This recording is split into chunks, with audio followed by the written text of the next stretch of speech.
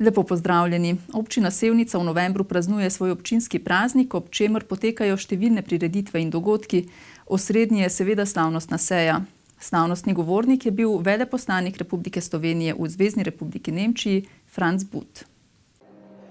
Na slavnostni seji je občina Sevnica tudi letos podelila priznanja občanom in drugim posameznikom ter organizacijam, ki so pomembno prispevali k razvoju občine. Srebrno plaketo so prejeli Franc Dobovšek, Darinka Avguštin, Gostilna Repovž, zlato plaketo Društvo Salezijanski mladinski center in Društvo božidnih veščin Ipon, najvišje občinsko priznanje grb občine Sevnica, pa invalidsko podjetje Inde d.o.o. Veseli me, da smo bili prepoznani v lokalni skupnosti kot pomemben dejavnik, namreč čeprav delamo potem bolj v senci večjih podjetij, očitno smo bili opaženi in smo veseli, da smo to priznanje dobili. Na trgu so prisotni že skoraj 29 let.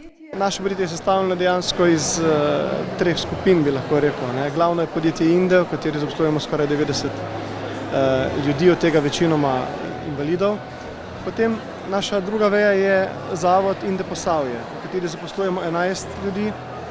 To je zaščitna skupina, kjer so dejansko vsi invalidi, in potem pa ta naša tretja kategorija, socialna vključenost. Danes se sicer soočamo z naraščajočim trendom invalidnosti, ki vpliva na vse vidike delovanja sodobnih družb.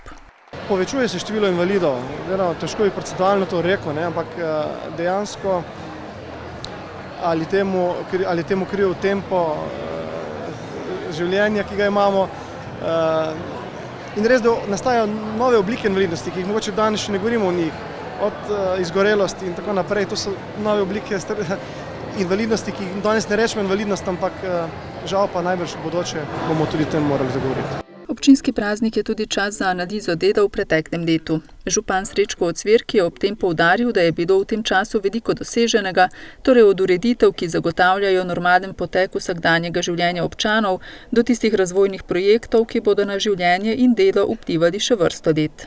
Ključno je, da smo tiste vse velike projekte, ki so bili zastavljeni, izpeljali, hkrati pa zagotavljali tudi normalno tekoče delo na tistih rednih programih, predšolska vzgoja, varstva starejših, šolska vzgoja. Investicijska aktivnost pa je bila usmerjena v nekaj velikih projektov, to je predvsem kuhinja v Šentjanžu z novo jedilnico, stabilizacija terena za stadion, pa tudi gradnja cest na posameznih odsekih znotraj krajevnih jeder. Ocvirk se je tudi odzval na višino povprečnine za prihodnje leto, ki znaša 573,5 evra. Predstavniki vlade in občin so namreč v preteklem tednu z dogovorom o povprečnini zaključili s pogajanji. Žal je zadaj tudi povečanje stroškov, nekako najavljeni dvigi plač lahko zelo hitro poberejo ves ta povečan znesek, ali pa tudi nekatere druge dodatne zahteve oziroma dodatne naloge za občine, predvsem na področju sociale in ostalih aktivnosti, ki jih izvajamo. Verjamem, da bo pri tem obveljala ali pa prevladala neka zmernost, kajti če vse povečane prihodke iz naslova dela davkov, ki jih dobimo občine, nekako prelijemo v potrošnjo, potem bomo težko realizirali hitrejši razvoj, kar pa je cilj povečane povprečnine. Dogovorjena višina povprečnine za prihodnje leto je za dobrih 20 evrov višja, kot je letošnja, a hkrati precej nižja od predvidenih stroškov v letu 2019. Če bi sledili izračunom skupnosti občin, bi morala biti ta znesek bistveno preko 600 evrov na glavo. Ta znesek bi namreč občinam omogočal izvajanje razvojnih in investicijskih nalog, še dodaja sevniški župan. V krški družbi Kostak so v minulem tednu predali namenu nove prostore sektorja Komunala, v katerem dela na področju občin Krško in Kostanjevica na Krki opravlja 89 zaposlenih. Zaposleni v sektorju Komunale so delali v 70 let starih objektih, ki prostorsko in tehnično niso bili ustrezni. Konec letošnjega februarja so začeli z novo investicijo, ki so jo prejšnji teden predali namenu. Na tistem prostoru, kateri je bila prej stara stavba že neustrezna, niti ni izpolnjevala nobenih standardov, ki so na današnji dan postavljeni za delovanje ljudi in delanje v teh pisarnah, smo je zrušili, popolnoma novo naredili, to je približno 500 kvadratov novih prostorov, to pomeni, smo nadgradili še eno nadstropje gor in smo kompletno komunalno dejavnost preselili na to lokacijo, tako v primeru, ko pride občan, se bo vse na enem mestu dobil. Izgradnja novega objekta komunale pomeni nov mejnik pri razvoju komunalne dejavnosti v občinah Krško in Kostanjevica na Krki, pa je ob odprtju novih prostorov dejal direktor sektorja komunale pri Kostaku Jože Deskovar. Nov objekt pomeni to, da bomo vse komunalne dejavnosti, razne ravnanja z odpadki imeli na enem mestu, se pravi tako dejavnosti oskrbe s pitno vodo, odvajanja, čiščenja odpadne vode, tudi geodetska služba bo na enem mestu, izdaja soglasje in v nov objekt se prestavi tudi pogrebno-pokopališka dejavnost. Nova pomembna pridobitev je laboratorij, v katerem bodo lahko izvajali interni nadzor pitne vode in zagotavljali njeno kakovostno in zdravstveno ustreznost. Tako da bomo lahko imeli dokaj hitre rezultate sami in bomo lahko več dali tudi na nadzor vode, kar je za samo dejavnost zelo pomembno. Dejavnost ravnanja z odpadki ostaja na Centru za ravnanje z odpadki Spodnji Stari Grad. To je nadaljevanje nekega, tako recimo, urejevanja pogojev delovanja na našem Žlapovcu, ki je pa mi smo leta 2004 postavili to upravno stavbo, zdaj smo v letu 2018 postavili novo komunalo. Predtem smo sam kontejnersko zloženko pa malo uredili prostore za naše gradbeni sektor, a istočasno smo lanskega leta približno 500 tisoč vložili v pogoje bivanja in dela naših sodelavcev na Spodnjem Starem Gradu, ki so neposredno za njih to namenjeno.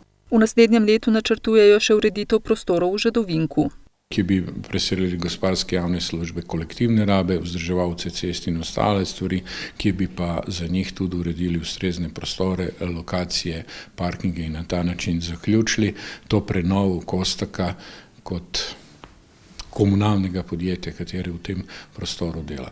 Ponosen sem, da smo s tem uspeli zagotoviti boljšo uslugo občanov in boljše pogoje dela za svoje sodelavce. Objekt sektorja komunale je nizkoenergetski in, kot dodajajo na Kostaku, zgrajen v skladu z najnovejšimi smernicami na področju gradbeništva. Gradili so ga sami v sodelovanju s podizvajalci. Vrednost naložbe, vključno z opremo, znaša približno 800 tisoč evrov. Nazaj v Sevnico, kjer so letos potekala pripravljalna dela v sklopu priprave na projekt izgradnje atletskega stadiona, ki bo skladno z občinskim podrobnim prostorskim načrtom umeščen na lokaciji ob že zgrajenih športnih objektih, med njimi športnim domom in bazenom. Več o nadaljevanju projekta pa v prispevku. Gre za projekt izgradnje še edinega manjkajočega športnega objekta in bo največja investicija občine na področju športa. Za izvedbo naložbe je občina Sevnica od leta 2007 do leta 2014 odkupila 3 hektarje zemljišč z 2 stanovanjskima objektoma. Za zemljišče je namenila 510 tisoč evrov. V letošnjem letu je tekla zgolj sanacija, stabilizacija terena za gradnjo, ki je bila načrtovana za prihodnje leto, pa vendar je ta stabilizacija terena ključna in bistvena za nadaljnjo gradnjo in sedaj je to nekako pripravljeno za bodočo gradnjo. Glede na poznavanje terena je bilo pričakovati, da bodo dela precej zahtevna. Samo plazenje je omejeno na del brežine in v prihodnjih mesecih načrtujemo ukrepe za stabilizacijo tudi tega dela. Stadionska ploščad pa je stabilna, tako kot je bilo načrtovano in ni pod vprašanjem nadaljevanja projekta v nobenem oziru. Ti veliki posegi v prostor sicer omogočajo nadaljnji razvoj mesta, dodaja Cvirk. Končne finančne ocene projekta trenutno še nimajo. Kajti ta trenutek je v zaključni izdelavi projektna naloga za projektiranje športnih objektov, kajti v tej projektni nalogi želimo definirati vse pogoje projektiranja, tudi kakšni bodo ti športni objekti, atletska steza, nogometno igrišče in ostali objekti, ki bodo na tej stadionski ploščadi. Sama projektna naloga bo že dala delno odgovor oceni tega objekta, izvedbe tega objekta, zagotovo pa potem sam projekt. Tudi proračun za leto 2019 ni sprejet. Sama priprava na proračun bo tekla v teh zimskih mesecih, potrjevanje v začetku prihodnjega leta. Do takrat ocenjujem, da bodo ocene vrednosti izvedbe projekta že natančnejše. Na območju sevniške občine je 240 km lokalnih cest in 385 km javnih poti ter 95 km državnih cest. Trenutno na več odsekih potekajo posodobitvena dela. Občina Sevnica je pristopila k obnovi lokalne cestne mreže. Vsako leto je obnovljenih več odsekov lokalnih cest in javnih poti, hodnikov za pešce, saniranih plazov, urejenih avtobusnih postajališč. Cestna mreža je v prenovi in v posameznih krajih, kjer si bilo nekako pred 30 in več leti zgrajena asfaltna cesta, so potrebne prenove in dopolnitve, izgradnje pločnikov. Tak projekt je na Velikem Cirniku, tak projekt je tudi v Mladetičah. V letošnjem letu je bil zaključen podoben projekt v Gabrielah in še tudi Kladnikova ulica v samem mestu Sevnica. Aktivnosti potekajo tudi na ureditvah državne cestne mreže, dodaja Ocvirk. V letošnjem letu je Direkcija za infrastrukturo zaključila projekt nadvoza v Šmarju. Pri tej gradnji nadvoza se je nekako še bolj odprlo vprašanje povezave kolesarske steze od Rondoja pri Lidlu proti železniški postaji, zato smo izdelali idejne zasnove te kolesarske steze in postopoma zagotavljamo prostor. Vzporedno projektirajo nadvoz z nadvoza v Šmarju na Savsko cesto, ki bi omogočil neoviran dostop v industrijsko cono na Savski cesti in prav tako omogočil dostop do nove poslovne cone v Šmarju. Pri tem nadvozu se srečujemo s številnimi težavami, vendar upam, da jih bomo nekako obvladovali, kajti usklajevanje s Slovenskimi železnicami in Direkcijo za infrastrukturo je precej zahtevno. Še zahtevnejše je pa usklajevanje z lastniki zemljišč, ki bodo po izgradnji tega nadvoza nekako pridobili zazidljive in uporabne poslovne površine. Poleg ureditve prometnega vozlišča v Sevnici in krepitve kolesarske mreže, ki ostajata na vrhu prioritetne lestvice, je za sevniško občino ključna ustrezna umestitev srednje trase 3. razvojne osi. Klet Krško letos obeležuje 90-letnico delovanja. Ob visokem jubileju so predstavili nekaj novosti in nove pristope v tehnologiji predelave grozdja. V Krški kleti so ob letošnji bogati letini predstavili tudi nekaj novosti. Tako smo se letošnji trgatvi odločili, da pridelamo naravni sok iz grozdja, 100% sok iz sorte žametna črnina, ki je tukaj najbolj razširjena. Na ta način iščemo novo tržišče, neko novo nišo in danes smo postregli tudi z koktejlom, z kombinacijo limete, granatnega jabolka in pa kocko ledu in to je pač neka nova usmeritev. Pasteriziran naravni sok je torej nova pridobitev v prodajni paleti, ki naslavlja nove kupce. V tržnih časih, ko se trg drobi na številne ciljne skupine, ki ne ostajajo zveste blagovni znamki, so v kmečki zadrugi Krško presodili, da prodajno paleto razširijo s še enim proizvodom, vinskim destilatom. Iz tudi grozdja žametna črnina, kjer je že vino mlado pridelano namensko po tehnologiji brez žveplanja, da pridemo do vrhunskega destilata. Kot je poznano, pri destilatih želimo nižji pH in pa nižji etanol tudi, kar v žametni črnini je in nekako je to ena sorta grozdja, ki ima mogoče potencial tudi za to in to destilat nov bo zorel v lesenih sodih 3 do 5 let in bomo potem kasneje videli tudi glede imena, načina, je pa raznih variant kot samostojen proizvod, lahko kombinacija kakšnih koktajlov, tako da to sta 2 proizvoda, ki jih danes predstavljamo. Novost v njihovi ponudbi sta tudi penini Princess in Red Baron, s katerima ciljajo na milenijsko generacijo. Poleg tega so predstavili tudi nove pristope v tehnologiji predelave grozdja, zato so predstavili novega člana ekipe, enologa Jureta Grubarja. Grubar je nasledil tehnologa Rudija Kosa, ki se je nedavno upokojil. Letošnja trgatev je sicer bila zelo obilna. Kot pravi Živič, so prevzeli 30% več grozdja, kot je sklenjenih pogodb. Vendar, ker so naši vinogradniki združeni v zadrugi, nimajo svojih vinskih kleti, smo se odločili, da to grozdje prevzamemo v kompletu in se bomo kasneje odločili glede prodaje tudi teh viškov, ki jih je pač treba spraviti iz trga, to ne bo v steklenici, da obdržimo to našo osnovno blagovno znamko Vino Cviček na cenovnem razredu, tako kot je do sedaj. Cene grozdja še niso določili. Ravno zaradi tega, ker smo rekli, da počakamo na viške, pa potem kasneje glede na prodajo vina, dejansko tukaj so zelo nizke cene pri odprti prodaji in temu bomo mogli primerno prilagoditi tudi ceno grozdja. Glede na tržni pritisk bo cena najverjetneje nekoliko nižja kot v lanskem letu, ko je bila v povprečju 42 centov za kilogram grozdja. Minuli teden je tudi v Posavju minil v znamenju rojstva novega vina. Ostajamo torej v Krški vinski kleti, kjer je v petek potekalo že 12. martinovanje z dobrodelno noto. Kmečka zadruga Krško in družba Kostak sta v vinski kleti zadruge pripravili že tradicionalno 12. martinovanje za poslovne partnerje, predstavnike občine in sodelavce. Ja, kot največja klet v Posavju in tudi cvičkova klet na svetu se spodobi, da tudi obeležimo martinovanje. Letos še s posebnim razlogom, ker smo obeležili tudi 90. obletnico delovanja vinske kleti in na ta način povabimo poslovne partnerje, tudi širše okolje, celo Posavje, da se malo podružimo in hkrati predstavimo že novi letnik vina. Tudi letošnjem letu je tako, mislim, da je Cviček izredno lepo uspel, tudi pod taktirko novega enologa Jureta Grubarja, ki je letošnjo trgatev začel pri nas na novo, sicer je že uveljavljen enolog.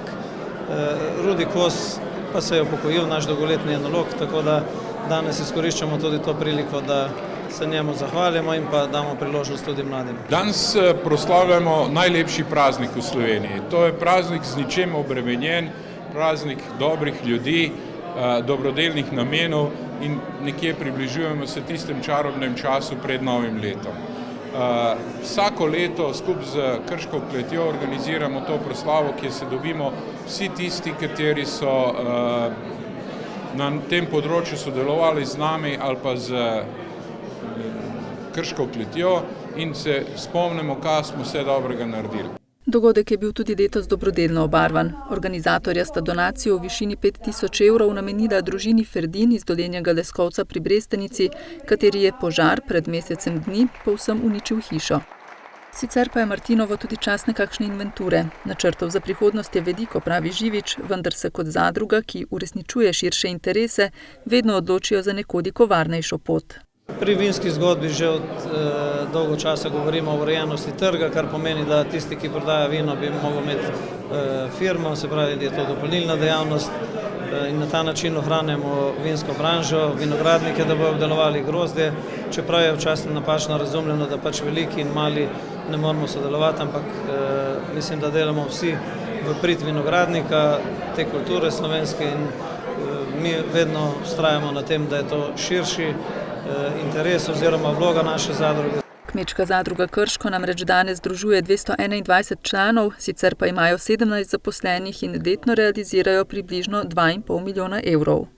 V znamenju martinovega je bilo to soboto tudi dogajanje na Videmski tržnici, kjer že vse od obnove skrbijo za živahen sejemski utrip.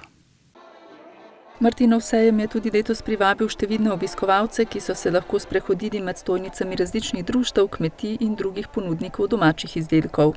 Danes smo pripravili Martinov sejem, ki je že tradicionalen, že četrtič zapovrstjo.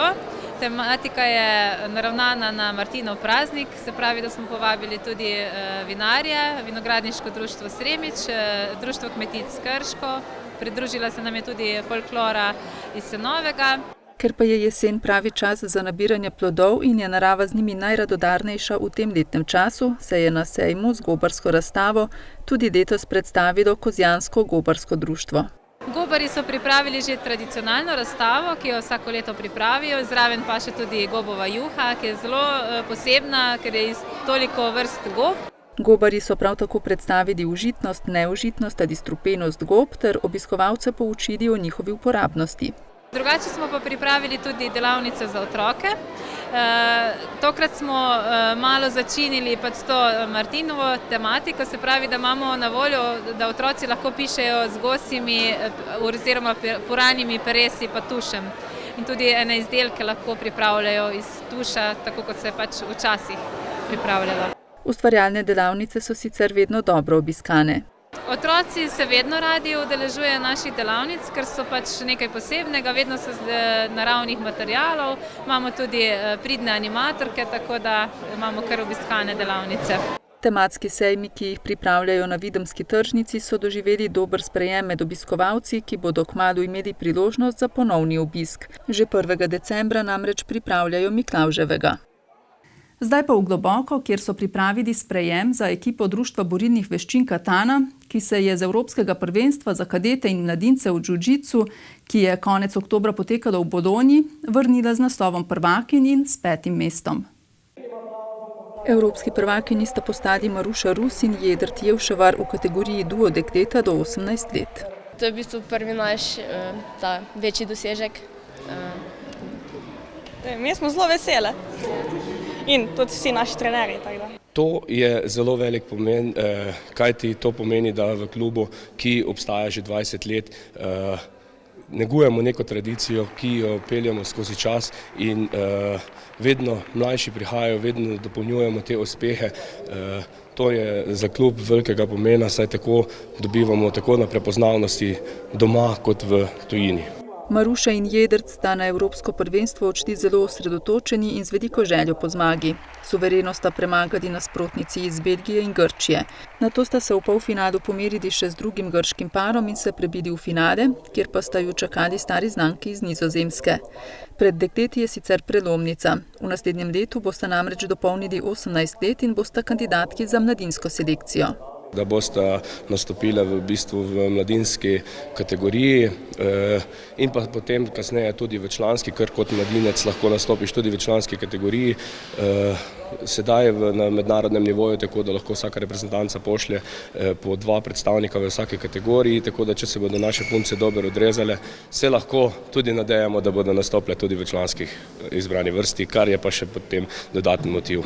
Na sprejemu sta povedali, da bosta že prihodnje leto v mladinski selekciji poskušali ponoviti uspeh, ki sta ga dosegli v Italiji. Na Evropskem prvenstvu v Bologni pa sta bila uspešna tudi Anej Rožman in Tadej Zobarič, ki sta v kategoriji duo moški do 18 let osvojila 5. mesto. Moram reči, da ravno ta generacija, ki zdaj prihaja, to so bili še leto, 2 nazaj, otroci so še v otroških selekcijah tekmovali, danes že uspešno branijo barve reprezentance. Vidimo, da imamo veliko potencijala tudi na državni ravni, se vedno naše trenutna generacija vrača iz vseh tekmovanj z medaljami, osvajamo državne naslove, v pokalnih prvakih smo, tako da imamo res eno močno zaledje, ki nam lahko je gonilna sila za naprej. Društvo borilnih veščin Katana trenutno šteje nekaj več kot 50 članov. V klubu je kar v bistvu, mislim, da imamo zdaj več deklet kot fantov, tudi punce, moram pohvaliti, zelo dobro delajo, tudi prinašajo boljše rezultate, kar je še toliko bolj spodbudno. Vidim, da to je zgleda celotna generacija taka, ker tudi po drugih klubih vidim, da so punce bolj v prednosti oziroma večje uspehe dosegajo.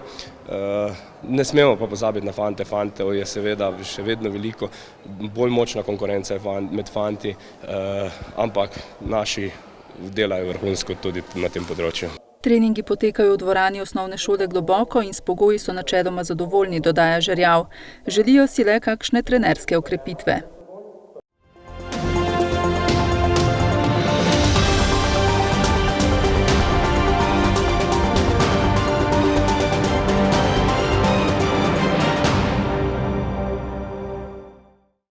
V minulem tednu so se predstavili 4 nosilci kandidatnih list Slovenske demokratske stranke za občinski svet občine Brežice na lokalnih volitvah.